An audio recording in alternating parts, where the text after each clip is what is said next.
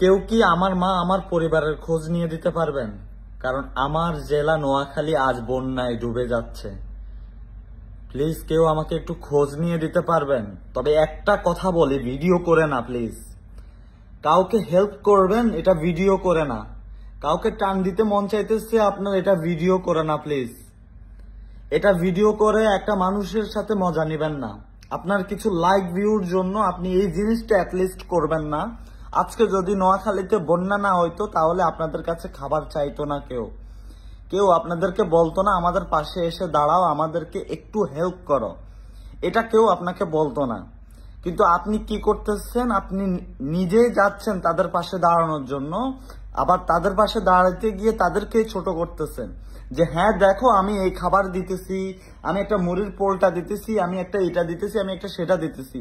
আপনি এতটুকু মানুষকে দেখাইতে পারেন যে হ্যাঁ এই জায়গাগুলা ডুবে যাচ্ছে, মানুষের এই জিনিসগুলা হয়ে যাচ্ছে, কিন্তু আপনি খাবার দেওয়ার সময় যদি মানুষকে ভিডিও করে দেন তাহলে এটা আপনার সব থেকে বড় ভুল হবে।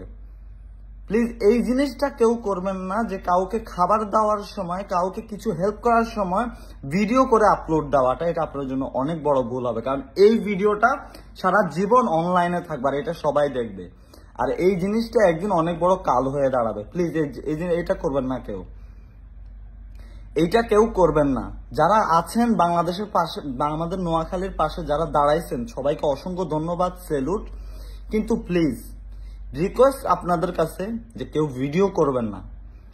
রাস্তাঘাট দেখাইতে পারেন, মানুষকে দেখাইতে পারেন যে হ্যাঁ মানুষের এই প্রবলেম হইতেছে, কিন্তু মানুষকে দেখায় কিছু দেওয়ার সময় কিছু দিয়ে যদি দেখায় ভিডিও করেন তাহলে এটা সব থেকে বড় ভুল। এই জিনিসটা কেউ করবেন না প্লিজ।